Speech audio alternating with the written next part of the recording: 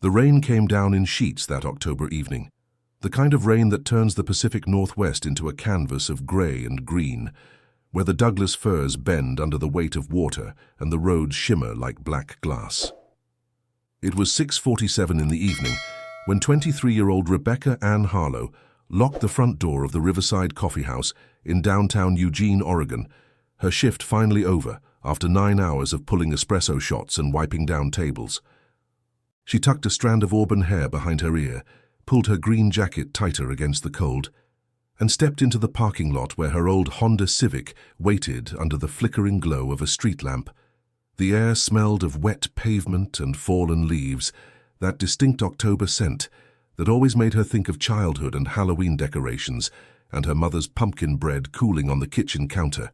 She fumbled with her keys, her fingers numb from the cold, and didn't notice the shadow moving between the parked cars.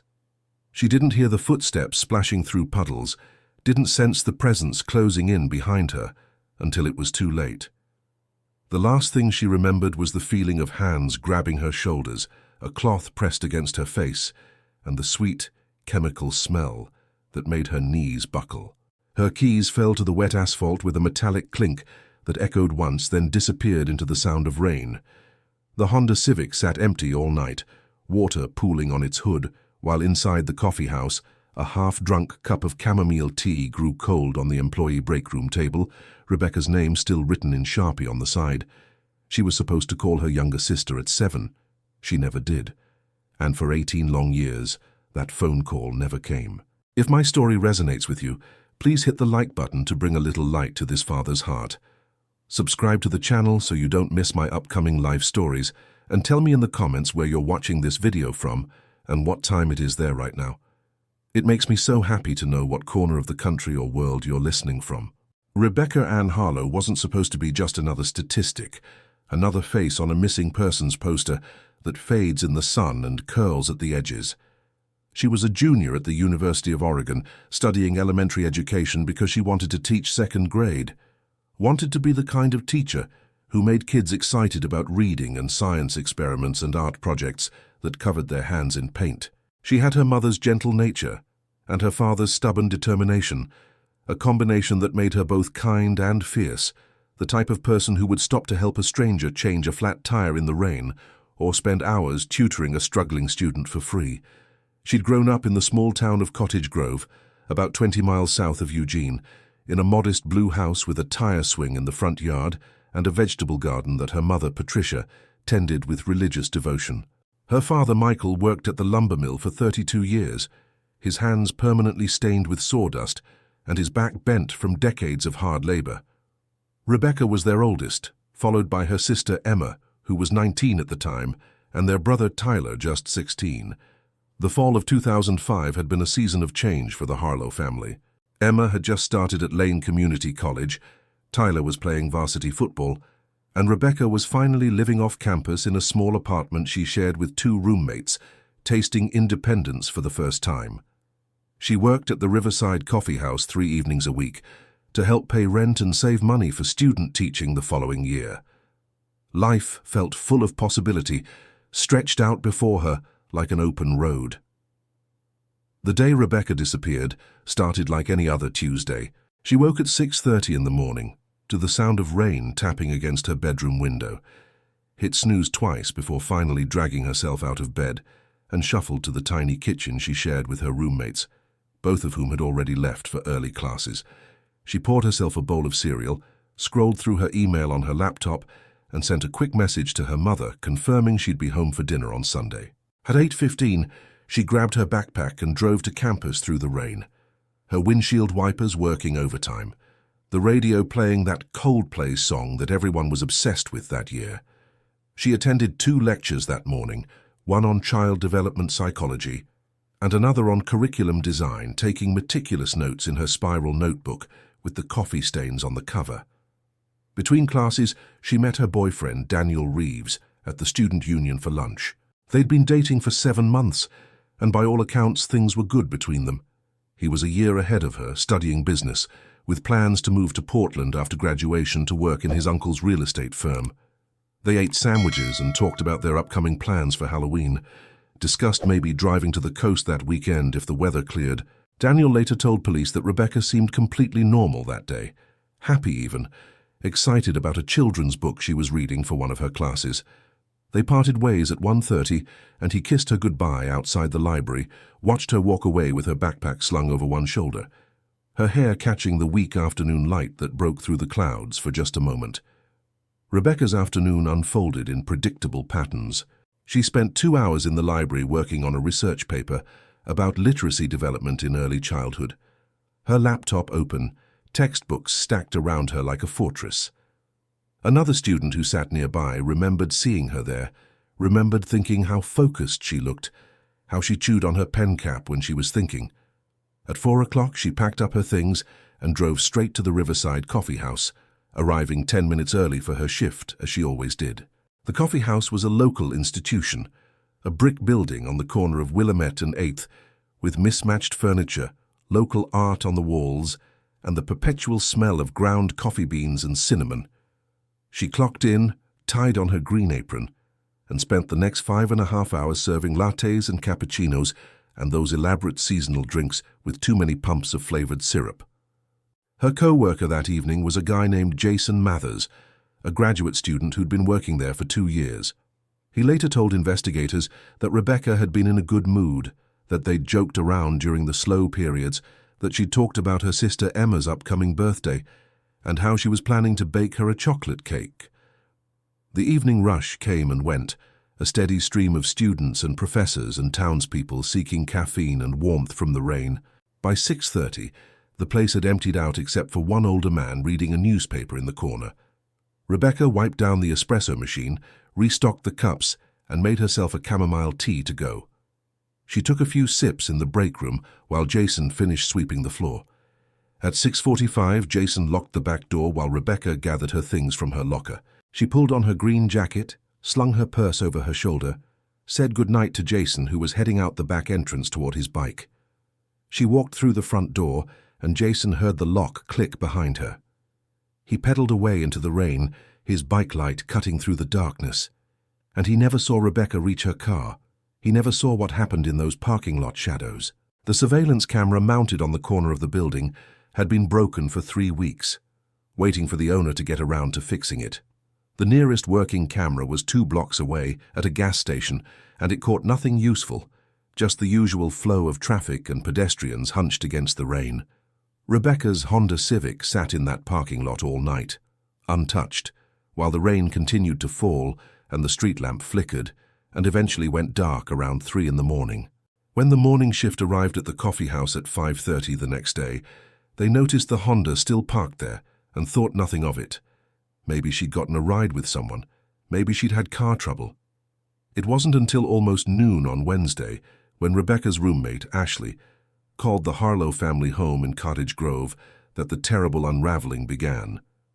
Patricia Harlow answered the phone in her kitchen, her hands covered in flour from the bread she was kneading. Ashley's voice came through uncertain, apologetic, asking if Rebecca was there, saying she hadn't come home last night, that her bed hadn't been slept in, that this wasn't like her at all.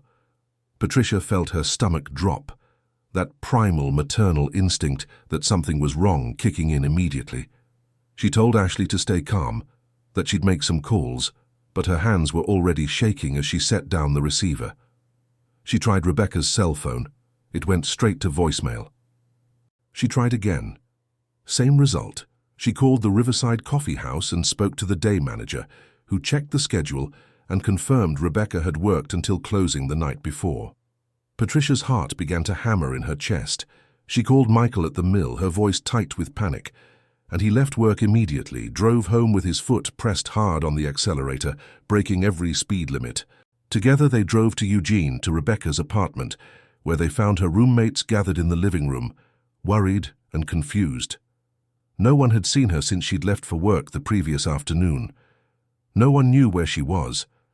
Michael called Daniel Reeves, who said he hadn't heard from Rebecca since their lunch on Tuesday, and immediately drove over to help search.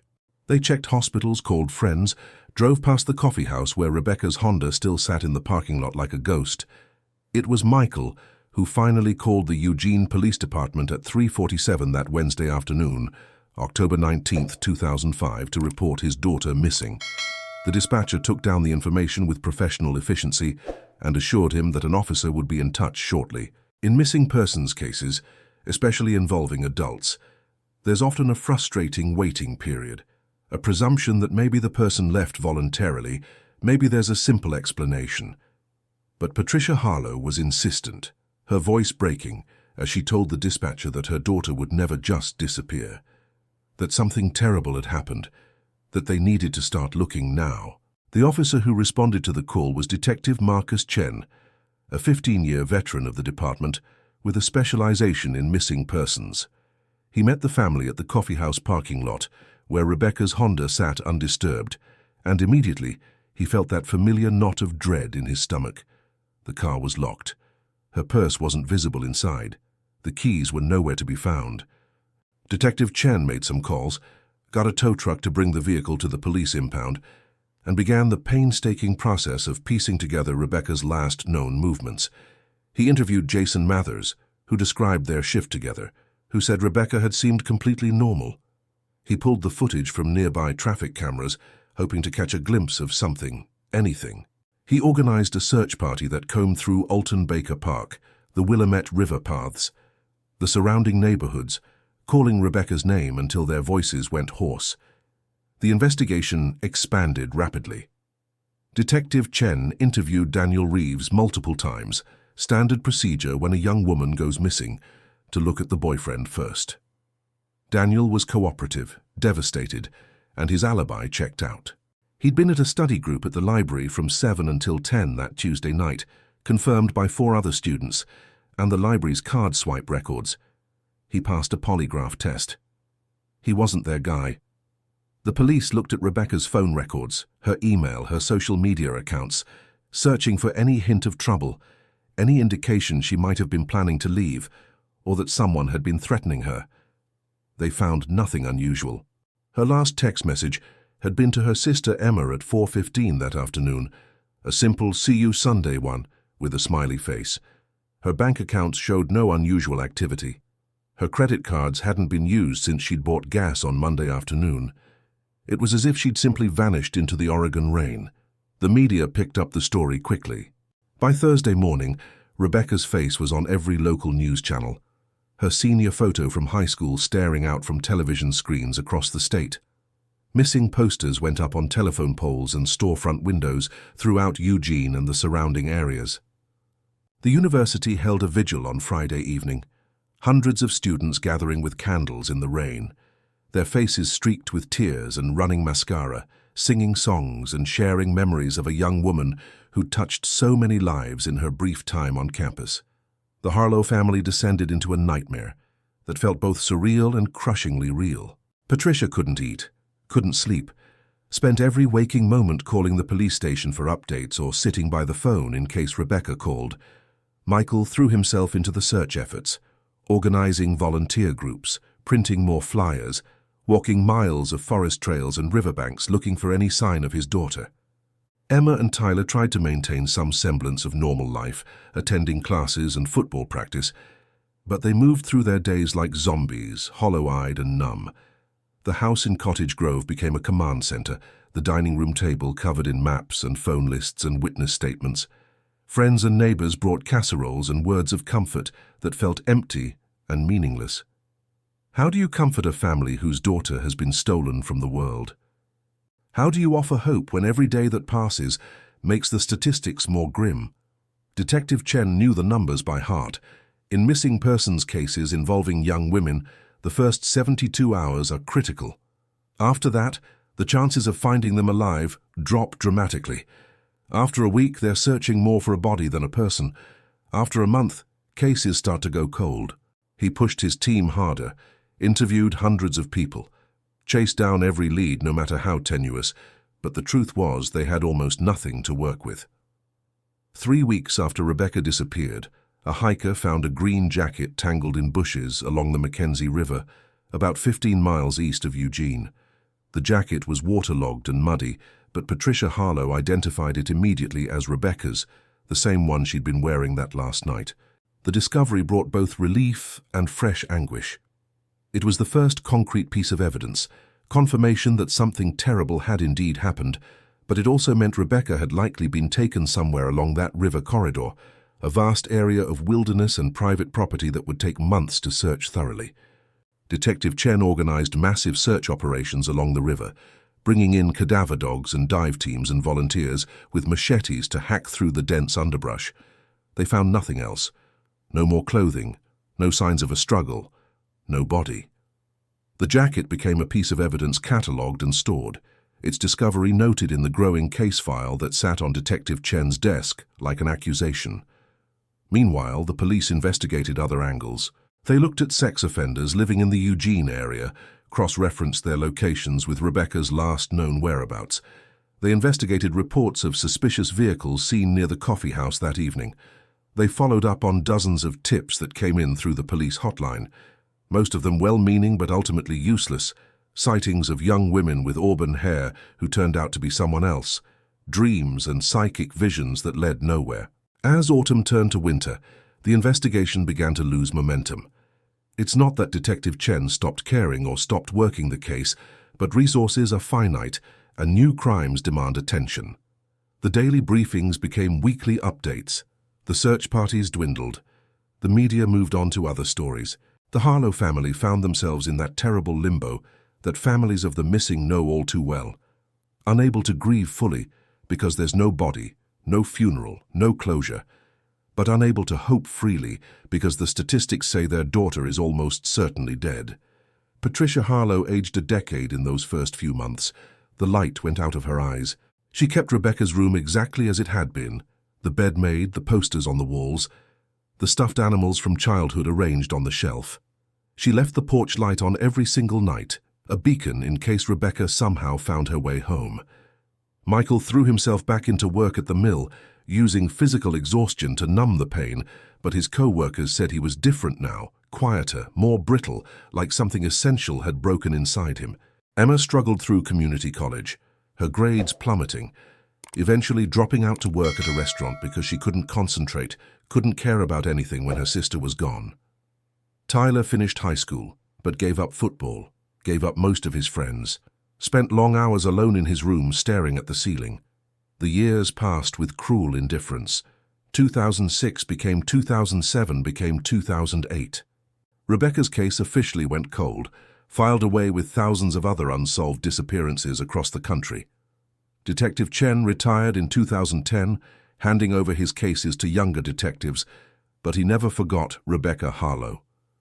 Her file sat in a box in his home office, and sometimes late at night he'd pull it out and go through everything again, hoping to see something he'd missed, some connection he hadn't made. The Harlow family never stopped looking.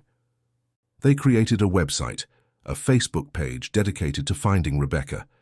Patricia attended every meeting of local families of missing persons, finding a grim solidarity with other parents who understood her particular brand of hell. On the anniversary of Rebecca's disappearance every October, they held a memorial gathering at Alton Baker Park, fewer people attending each year as memories faded and life moved forward for everyone except them. Daniel Reeves graduated, moved to Portland, eventually married someone else, though friends said he never quite got over losing Rebecca, that he'd carry a weight of survivor's guilt for the rest of his life. Jason Mathers, the co-worker who'd closed with her that night, eventually left Eugene entirely, moved to Seattle, couldn't shake the feeling that maybe if he'd walked her to her car, maybe if he'd just paid attention, she'd still be alive. In 2012, a new detective named Sarah Keene was assigned to review cold cases in the Eugene area. She was 34 years old, sharp-minded and tenacious, with a reputation for not giving up, even when cases seemed impossible. She pulled Rebecca Harlow's file along with a dozen others, and something about this case caught her attention, nagged at her. She started from the beginning, reviewing every interview, every piece of evidence, every tip that had come in over the years. She reached out to Patricia Harlow, who by this point had almost given up hope of ever hearing anything new. They met at a coffee shop in Eugene, not the Riverside Coffee House, which had closed down years earlier, but a different place across town. Patricia was 58 years old now, but looked 70, her hair gone completely gray, her hands trembling as she clutched a cup of tea. Detective Keene listened to her story, looked at the photos Patricia carried in her purse, saw the desperate need for answers in this mother's eyes, and made a silent promise to herself that she would find out what happened to Rebecca Harlow. She began re-interviewing witnesses, some of whom had moved away or whose memories had faded with time. She looked at the evidence with fresh eyes, sent Rebecca's jacket out for additional forensic testing using techniques that hadn't been available in 2005. She cross-referenced Rebecca's case with other missing persons cases in Oregon and the surrounding states, looking for patterns, for similarities that might indicate a serial predator. Detective Keene's investigation uncovered some interesting threads. There had been 2 other young women who'd disappeared in Oregon in the early 2000s under similar circumstances, both vanishing from parking lots or public places, both cases unsolved. She wondered if there might be a connection, if they were looking at someone who'd been hunting young women across the state. She brought this theory to her supervisors, requested resources to investigate further, but the department was understaffed and overworked, and cold cases from the previous decade weren't a priority when there were current crimes demanding attention. She worked the case in her spare time, on weekends and late nights, driven by a combination of professional duty and personal obsession. Meanwhile, the Harlow family continued their slow-motion collapse. Michael Harlow suffered a heart attack in 2014, a massive coronary that his doctors attributed to decades of stress and grief. He survived, but he was diminished, forced into early retirement, spending his days in a recliner watching television without really seeing it. Emma had moved to Salem, gotten married, had a baby girl she named Rebecca in honor of her missing sister. Tyler joined the army, spent 2 tours in Afghanistan, came back with PTSD and a painkiller addiction he fought to overcome. The family gathered less frequently now, communication reduced to occasional phone calls and text messages, each of them dealing with their trauma in isolation. Then, in the spring of 2023, 18 years after Rebecca Harlow vanished into that October rain, something extraordinary happened. Advancements in DNA technology, specifically genetic genealogy databases that had revolutionized cold case investigations in recent years, offered new possibilities for cases that had long been considered unsolvable.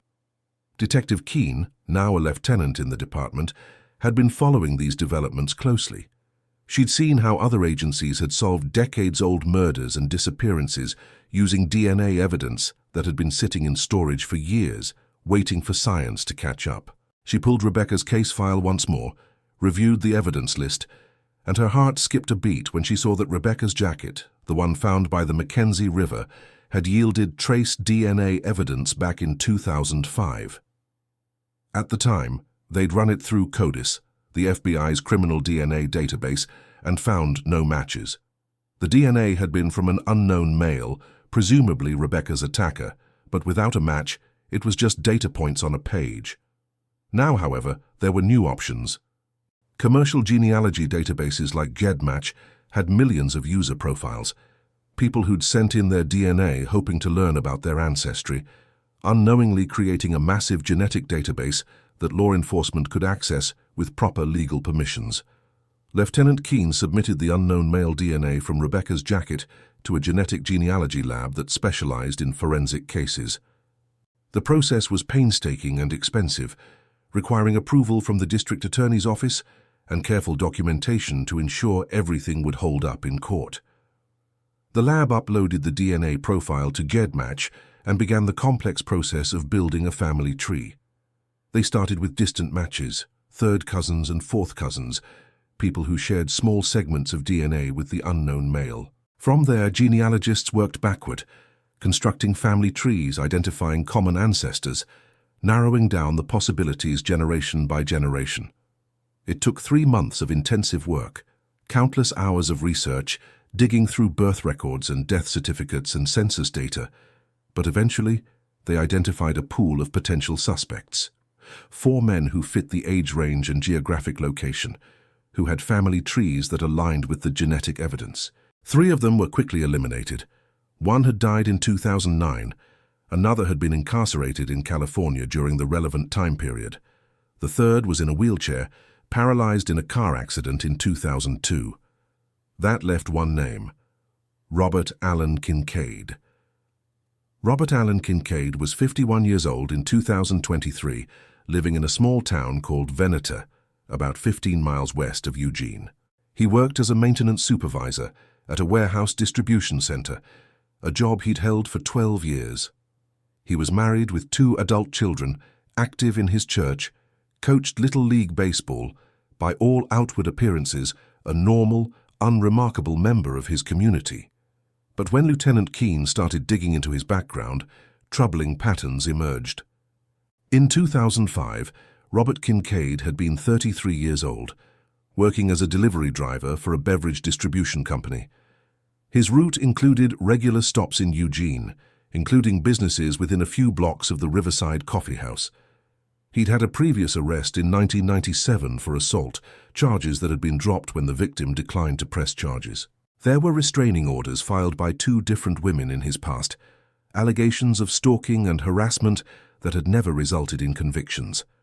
Most significantly, when Keene pulled his employment records, she discovered that Kincaid had abruptly changed jobs in November of 2005, less than a month after Rebecca disappeared, leaving the delivery company and moving to a different position that didn't require him to travel to Eugene. It could have been coincidence, but Lieutenant Keene had been doing this work long enough to know that coincidences are rare in criminal investigations. The challenge now was obtaining Robert Kincaid's DNA legally to confirm the match. They couldn't simply arrest him based on genetic genealogy evidence alone. They needed probable cause, needed to build a case that would hold up in court. Lieutenant Keene assembled a small team, briefed them on the situation, and they began 24-hour surveillance on Kincaid. They watched him leave for work each morning, followed him through his daily routines, documented his movements.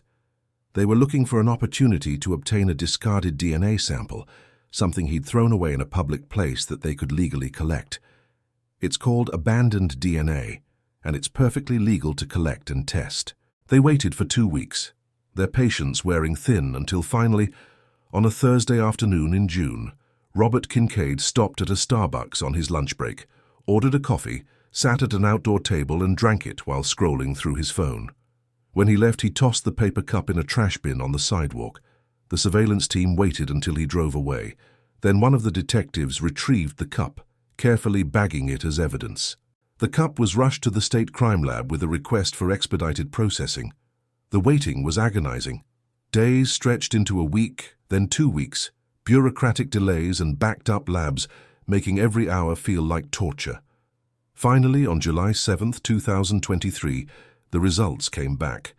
The DNA on the coffee cup matched the unknown male DNA from Rebecca Harlow's jacket, with a probability of 1 in several trillion. It was him. After 18 years, they finally knew who had taken Rebecca. Lieutenant Keene sat in her office, staring at the lab report, feeling a mixture of triumph and rage. 18 years this man had been walking around free, living his life, raising his family, while Rebecca Harlow rotted somewhere unknown, and her family slowly destroyed themselves with grief. She picked up the phone and called the district attorney, who reviewed the evidence and gave the authorization to proceed with an arrest. They moved quickly, not wanting to give Kincaid any opportunity to flee or destroy evidence. At 6 in the morning on July 10, 2023, a tactical team surrounded Robert Kincaid's modest ranch house in Veneta. They knocked on the door with a battering ram, shouted "Police!" flooded into the home with weapons drawn. Kincaid was in his kitchen making coffee, dressed in a bathrobe, and the look of shock on his face when the police swarmed in was something Lieutenant Keene would remember forever. He didn't resist, didn't try to run, just stood there with his hands raised while they cuffed him and read him his rights. His wife was screaming. His adult daughter, who'd been staying with them, ran down the stairs in her pajamas, the whole scene captured on body cameras that would later be played in court. They brought Robert Kincaid to the Eugene Police Department, placed him in an interrogation room, and Lieutenant Keene sat across from him while the video camera recorded everything. She'd been preparing for this moment for years, had imagined this conversation countless times, and now that it was happening, she felt eerily calm.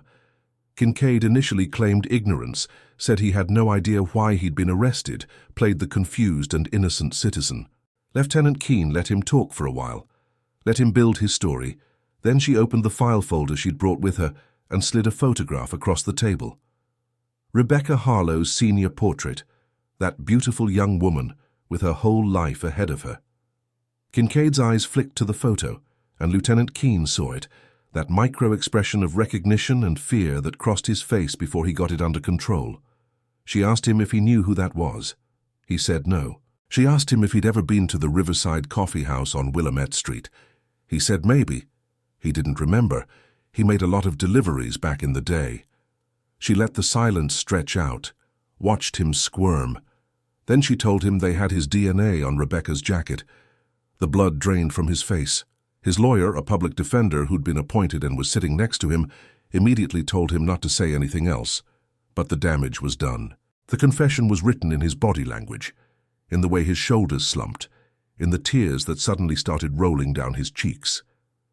The interrogation lasted 6 hours. For most of it, Robert Kincaid sat in silence, following his lawyer's advice.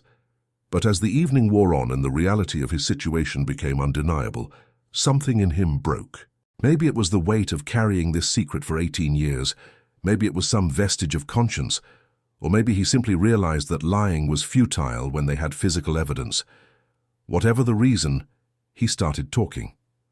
Not a full confession at first, just fragments, statements that seemed designed to minimize his culpability. He said it was an accident. He said he never meant to hurt her. He said it all happened so fast.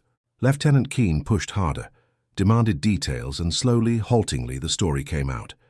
He'd been making a delivery to a restaurant near the coffee house that evening, had finished earlier than expected, was sitting in his truck doing paperwork when he saw Rebecca leave the Riverside Coffee House and walk to her car. He didn't know her name, didn't know anything about her, but something about the way she looked, the way she moved, triggered something dark in him.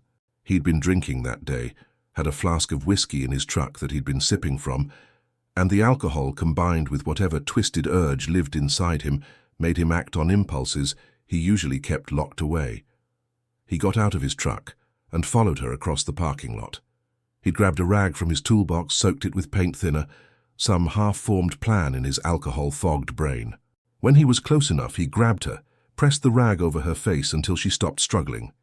He dragged her to his truck, which was parked nearby, and put her in the back cargo area where he usually transported beverage crates. He drove east, out of Eugene, his heart pounding, his mind racing with panic and adrenaline, and that sick excitement that he could barely admit even to himself. Rebecca started to wake up somewhere along Highway 126, started making noise, and he pulled over on a logging road near the Mackenzie River. What happened next? He claimed not to remember clearly, blamed the alcohol, blamed the panic, said it was all a blur. But the end result was clear. Rebecca Harlow died that night, strangled and abandoned in the forest, and Robert Kincaid took her green jacket as some kind of sick trophy before leaving her body in a ravine covered with brush and fallen logs. He drove back to Eugene, went home to his wife, and went to bed as if nothing had happened. The next day he saw the news reports about the missing girl, saw the search parties forming, and realized what he'd done, the magnitude of the life he'd destroyed. Instead of coming forward, he buried it deeper. He cleaned out his truck obsessively, bleached everything. He changed jobs to avoid the Eugene area. He went to therapy, told the therapist he was having violent thoughts without mentioning what he'd already done, got prescribed medications to help with impulse control. He lived with it for 18 years, the guilt eating at him slowly but never enough to make him confess. The moment Lieutenant Keene had been waiting for came near the end of that interrogation. She asked him where he'd left Rebecca's body. Robert Kincaid sat silent for a long moment. Then he started drawing a map on a piece of paper, his hands shaking. The location was off Forest Road 2668, about 3 miles down a narrow logging road that branched off the main highway in a steep ravine thick with sword ferns and vine maple. The next morning, Lieutenant Keene led a recovery team to the location. It was rough terrain, accessible only by 4-wheel drive vehicles and then on foot, the kind of place that had likely changed significantly in 18 years of growth and decay and seasonal flooding. They brought cadaver dogs, ground-penetrating radar, and a forensic anthropology team from the State University. It took them 4 hours of searching, before one of the dogs alerted on a spot about 50 feet down the ravine, hidden under decades of fallen leaves and a rotting log covered in moss. The forensic team began the careful, painstaking process of excavating the area.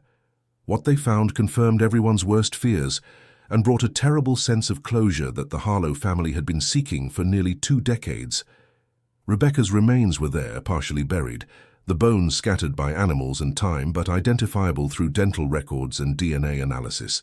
She was wearing the clothes she'd been wearing that last night, her student ID still in the pocket of her jeans, her silver bracelet still on her wrist. They collected every piece of evidence with meticulous care, documented everything with photographs and measurements, and transported the remains to the medical examiner's office in Salem. Lieutenant Keene drove to Cottage Grove that evening to deliver the news to the Harlow family in person. Patricia was 66 years old now, Michael 68. They'd been living with the not knowing for so long that in some ways the confirmation of Rebecca's death came almost as a relief. At least now they knew. At least now they could bring her home. Patricia collapsed into Lieutenant Keene's arms and sobbed, 18 years of pent-up grief pouring out in great heaving waves. Michael sat in his chair and wept silently, his shoulders shaking. Emma drove down from Salem with her daughter, little Rebecca, who was now 8 years old, and who'd been told about the aunt she was named after, the aunt who'd disappeared before she was born. Tyler flew home from Colorado, where he was living now, working construction and attending AA meetings to maintain his sobriety. The family gathered in that same living room where they'd held vigil so many times before, but this time was different. This time they could begin to grieve properly, to let go of the desperate hope that had kept them frozen for so long. They started planning a funeral, finally able to lay Rebecca to rest with dignity and ceremony. The community of Cottage Grove rallied around them once more, older now, many faces missing from those who'd searched in 2005, but the memory of Rebecca Harlow hadn't been forgotten in this small town. Robert Allen Kincaid was arraigned on charges of first-degree murder, kidnapping and abuse of a corpse. He pleaded not guilty initially, his public defender attempting to negotiate a deal, but the district attorney's office was having none of it. This case was too high profile, too many years of suffering for the Harlow family, too much public interest in seeing justice served. The trial was scheduled for March of 2024. In the months leading up to trial, Lieutenant Keene and her team built an airtight case. They had the DNA evidence, they had Kincaid's confession, they had the recovery of Rebecca's remains from the exact location he'd described. They interviewed people who'd known Kincaid in 2005, building a picture of a man with a drinking problem and a history of aggression toward women. They found other victims who came forward once his name was in the news, women he'd harassed or assaulted over the years, a pattern of escalating behavior that culminated in Rebecca's murder. The defense tried to argue that the confession was coerced, that the genetic genealogy evidence violated privacy laws, but these arguments were weak and the judge denied them. 2 weeks before trial was set to begin, Robert Kincaid's lawyer came to the district attorney with a proposal. Kincaid would plead guilty to all charges in exchange for a life sentence, without the possibility of parole, sparing the Harlow family the trauma of a trial and guaranteeing he'd die in prison. Patricia and Michael Harlow sat in the district attorney's office, listening to this proposal, trying to decide whether to accept it. The prosecutor told them it was their choice, that she was confident they'd win at trial, but that trials are unpredictable, that there's always a risk. Patricia looked at her husband, at the deep lines etched in his face, at the pain that lived permanently in his eyes, and she thought about Emma and Tyler, about all they'd lost, about how much more they could stand to endure. She thought about sitting in a courtroom for weeks, listening to the details of how her daughter died, seeing crime scene photos, hearing expert testimony about decomposition and cause of death. She looked at the prosecutor and said yes. She wanted it over. She wanted Robert Kincaid in prison for the rest of his life, with no chance of ever breathing free air again. Michael nodded his agreement. The deal was made. On February 14th, 2024, Valentine's Day, Robert Allen Kincaid stood before a judge in Lane County Circuit Court and formally pleaded guilty to murdering Rebecca Ann Harlow. The courtroom was packed with media, with community members, with other families of missing persons who'd followed this case, hoping it might bring attention to their own lost loved ones. Patricia sat in the front row, her hands clasped in her lap, her face a mask of controlled emotion. Michael sat beside her, his jaw clenched so tight it looked painful. Emma and Tyler flanked their parents, a family that had been shattered but was still together, still standing. The judge asked Robert Kincaid if he understood the charges and the consequences of his guilty plea. Kincaid said yes, in a voice barely above a whisper. The judge asked if anyone had coerced or forced him to plead guilty. He said no. The judge asked if he was pleading guilty because he was in fact guilty of these crimes. There was a long pause, the courtroom holding its collective breath. And then Robert Kincaid said yes. The judge accepted the plea and scheduled sentencing for the following month. On March 20th, 2024, nearly 19 years after Rebecca Harlow disappeared, Robert Allen Kincaid was sentenced to life in prison without the possibility of parole. Before the sentence was imposed, the family was given the opportunity to deliver victim impact statements. Emma went first, her voice shaking but steady, describing how the loss of her sister had derailed her life, how she'd dropped out of school, how she'd struggled with depression and anxiety for years, how even now, with her own family, she felt Rebecca's absence like a physical wound that never healed. Tyler spoke next, talking about the anger that had consumed him, the destructive choices he'd made trying to cope with pain he didn't know how to process, the years he'd lost to addiction and self-destruction. He looked directly at Robert Kincaid and said that while Kincaid had taken his sister's life, he wouldn't let him take his anymore, that he was reclaiming his future and living in Rebecca's memory. Michael Harlow approached the microphone, this 70-year-old man who'd worked his whole life, who'd played by the rules and believed in justice, and his statement was brief and devastating. He said that Robert Kincaid had murdered his daughter, but he'd also murdered the man Michael used to be, the happy father who believed the world was a good place. He said he'd spent 18 years imagining what he'd say to his daughter's killer if he ever got the chance, had imagined anger and vengeance and violence, but now that the moment was here, he just felt empty, hollow. He said he hoped Kincaid lived a very long life in prison, long enough to fully comprehend what he'd stolen from the world. Then Patricia Harlow stood up. She'd prepared a statement, written pages and pages over sleepless nights, but when she reached the microphone, she set the papers aside. She looked at Robert Kincaid, this man who'd haunted her nightmares for 18 years, and she spoke from her heart. She talked about the day Rebecca was born, how she'd held this tiny baby, and felt a love so overwhelming it was almost frightening. She talked about Rebecca's first day of school, about teaching her to ride a bike, about the way she'd sing in the shower and leave her books all over the house.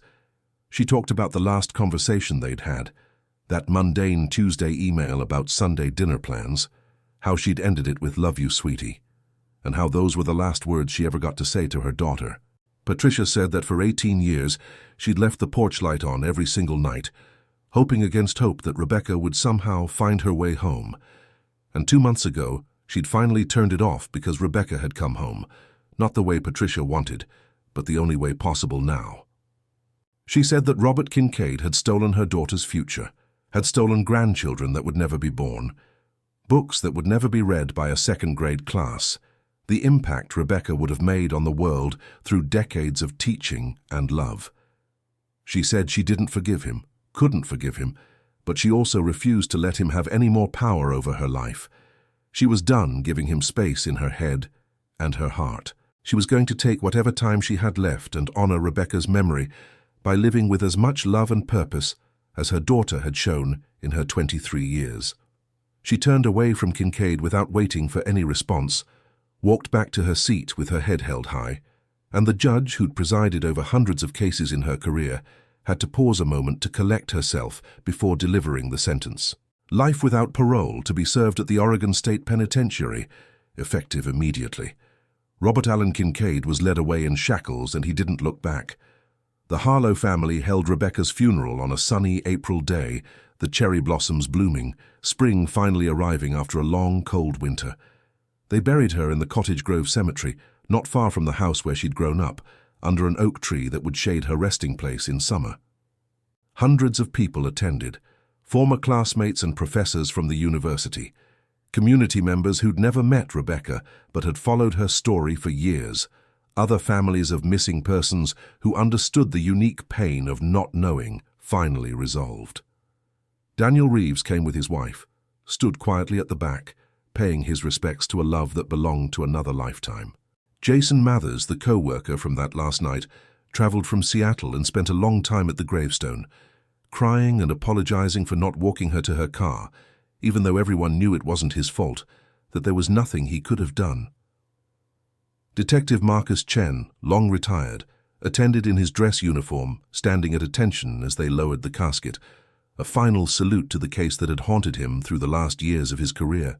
Lieutenant Sarah Keene stood with the family, this detective who'd refused to let Rebecca be forgotten, who'd spent years working to bring her home, and Patricia hugged her and whispered, "Thank you, thank you, thank you." The months that followed were strange for the Harlow family, adjusting to a new reality where they knew the truth but still lived with the absence. Patricia started volunteering with a non-profit organization that helped families of missing persons navigate the complicated legal and emotional terrain of their situations. Michael began writing a memoir, trying to process everything they'd been through, hoping maybe their story could help other families feel less alone. Emma started therapy, finally addressing the trauma she'd been carrying for 2 decades, working to be more present for her daughter, who was growing up so fast. Tyler remained sober, got engaged to a woman he'd met in his support group, started building a life that honored his sister's memory without being consumed by her loss. They gathered for Sunday dinners at the house in Cottage Grove, the same house where Rebecca had grown up, and sometimes they talked about her and sometimes they didn't, but she was always there, always part of the family, even in her absence. They visited her grave on birthdays and holidays, left flowers and notes and small treasures. They established a scholarship fund at the University of Oregon in Rebecca's name, awarded each year to an education major who demonstrated exceptional dedication to elementary literacy, keeping her dream of teaching alive through the opportunities given to others. Rebecca Ann Harlow had been stolen from the world at 23 years old, her potential unfulfilled, her future erased by a man's momentary evil. But her impact rippled outward in ways both seen and unseen. The detective work that solved her case pioneered techniques that would be used to solve other cold cases, bringing justice to families who'd waited just as long. Her story raised awareness about the vulnerability of young women, about the importance of surveillance cameras and well-lit parking lots, and the buddy system that might prevent other tragedies. The Harlow family's advocacy work touched hundreds of other families navigating similar nightmares, offering support and hope, and the knowledge that they weren't alone in their grief. And perhaps most importantly, Rebecca was remembered. Not just as a victim, not just as a missing persons case file number, but as a whole person who'd loved chocolate cake and rainy days and the smell of coffee, who'd wanted to teach second grade and make children excited about learning, who'd been kind and smart and funny and loved by everyone who knew her. Her name was spoken with affection and sadness and respect. Her life, brief as it was, had mattered. That's what evil tries to take, and what love fights to preserve. The simple truth that we were here, that we existed, that we mattered to the people around us. 18 years is a long time to wait for truth. It's enough time for children to grow into adults, for careers to rise and fall, for the world to change in fundamental ways. But for the Harlow family, those 18 years were spent in suspension, caught between hope and despair, unable to move forward or let go. The resolution, when it finally came through the miracle of modern forensic science and the dedication of detectives who refused to quit, didn't erase those lost years. It didn't bring Rebecca back. It didn't heal all the wounds or repair all the damage that her loss had caused. But it did offer something precious and rare in cases like these. It offered answers. It offered justice. It offered the ability to finally grieve properly and begin the long process of healing. Patricia Harlow still thinks about her daughter every single day, still feels that particular ache that never quite goes away when you lose a child. But she also feels something else now, a sense of peace that comes from knowing Rebecca is home, that the man who took her is paying for his crime, that her daughter's story has been told and her memory preserved. Sometimes that has to be enough, because it's all we have in a world where evil exists, but so does love, where terrible things happen, but so do acts of courage and dedication, and the refusal to let someone be forgotten.